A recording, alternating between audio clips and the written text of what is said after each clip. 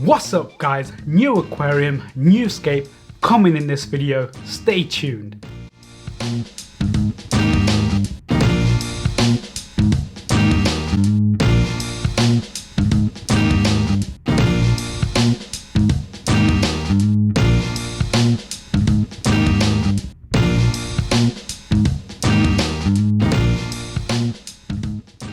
Welcome back guys to another episode of Natquascape. So in this video we are going to scape this 45 centimeter and 45 liter Superfish aquascaping aquarium. You've seen me do a review of this exact tank where I filled it up with water, put on the light and put on the filter in this video. Well, now it's finally time to scape this tank. Alright, so for this aquascape, what I'm going to be using for the hardscape materials, I am going to be using some black north stone. This is what I used in the ADA 60p. Love this stone, and I think it goes really well with some Redmoor wood. You can pick up Redmoor wood actually from most kind of fish stores that have some kind of hardscape material knocking about, but the black north stone you're probably gonna have to go to a specialist aquascaping shop. It is supplied by no other than the genius that is Adam Pascala. I think I've said his name right. Adam, sorry if I've said your surname incorrectly, but he is a genius when it comes to hardscape. He is the best in my opinion. Check him out on YouTube, check him out on Instagram, follow him. See what he does, he is just amazing. Okay, so the first thing I'm going to do is get this backing on. So this is what's supplied with the 45 litre Superfish aquascaping tank. Now I can either have white or I can have black.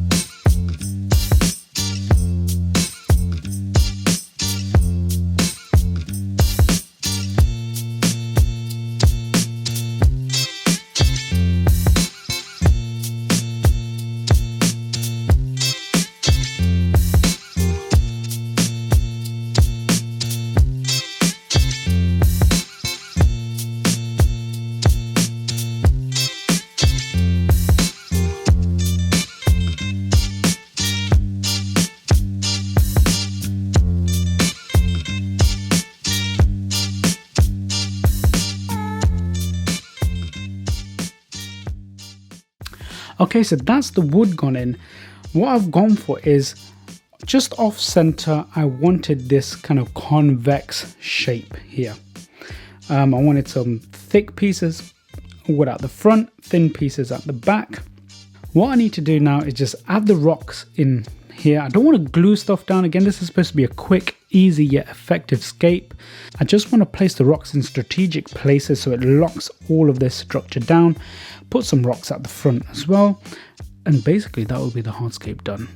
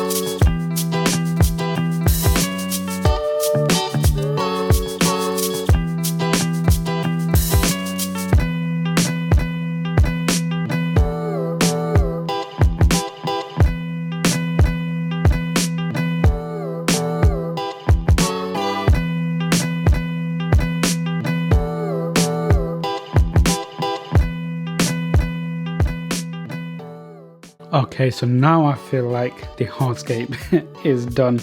As you can see, I've added some bigger grain rocks here. This is some Dennerle gravel that I've just had for, for years, followed by some finer gravel. So there is a bit of a view from the top. And you know what I liked about setting up this scape? It wasn't too difficult. So the tank has been cycling for about 3 to 4 weeks now. Why am I cycling my tanks before adding plants? Well, stay tuned so that you can hear my tips on how to start your aquarium and save money. So why don't we have a look at the aquarium, see how we're getting on. Alright guys, so here is the scape. Again, I've got some of this fungus that naturally comes in the wood. I ain't worried at all. And I've got all of this kind of possible diatoms that's on the wood. Yeah, that scrubs off with the toothbrush. I can get this clean in like 10 minutes. Yeah, so I've got a lot of prep to do to get these plants prepped and into this tank. But first of all, what I got to do is got to clean this up, do a bit of a water change, prep the plants, add them in, fill back up with water. Let's do this. All right, I got a few stems there, but look at all of this stuff. All of this Rotala rundifolia and probably some Rotala indica red. How am I gonna sort through all of this? Like, I don't want to throw away plants, but there's loads here. So what I'm gonna do is trim off the top and plant the tops. And once you do that, so I'll cut here, take some of the lower leaves off so that when I plant, the leaves aren't going into the substrate. That can cause issues and rot and algae. So yeah, trim the tops and plant them with all of this stuff. I mean, look at it. It's just insane. It's just insane. Love it. Okay, so it's the next day. Prep the plants. I've literally just took them back out of the Superfish 90-litre aquarium. Yeah, it took me a good couple of hours to prep these plants. You can see I've kept the labels for the plants, so just so that you know what the names of the plants are.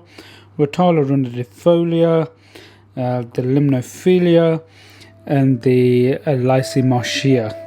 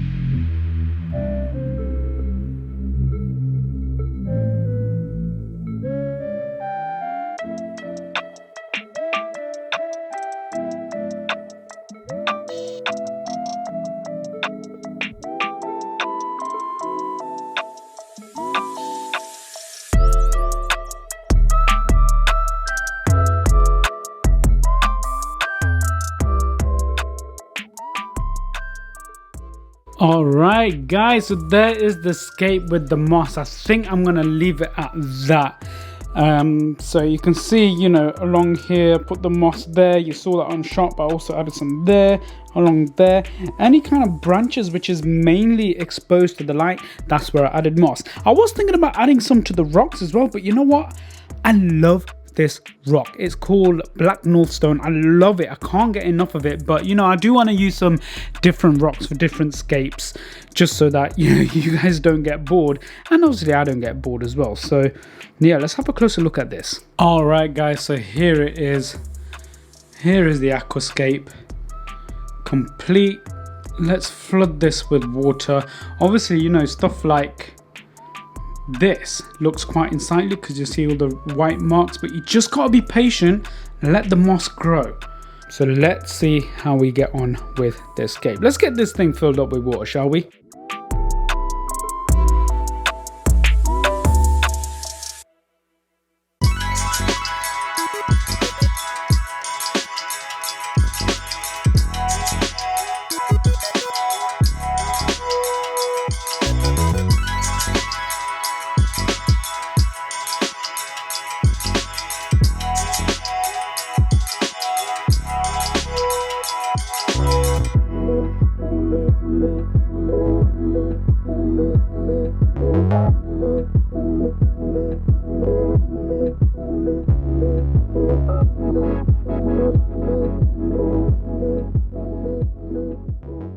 And here we are at the end of the video, and I said earlier on, I have my tips on how you can save money when you're setting up your aquascape.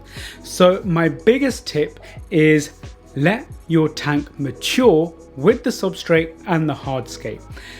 Let me tell you the reason why. Number one, you're naturally letting the tank mature and you don't have to do multiple water changes. This saves money and also it saves time. Just let it naturally take its course, let the nitrogen cycle kick in, and eventually you'll have low ammonia, low nitrites, and reasonable amount of nitrates. Some plants really suffer. They're very sensitive to high spikes in ammonia and nitrites, and therefore you won't observe significant amounts of plant melting. You can add your plants to a mature tank and you will suppress the amount of plants melting. It won't completely go, depending on the type of plant that you keep, but it will suppress plant melting, so you're not wasting money on having to get new plants to replace those ones that have melted due to high levels of ammonia and nitrates that occur during the initial stages of the plant's life cycle. So that is a Superfish 45 litre aquarium scaped.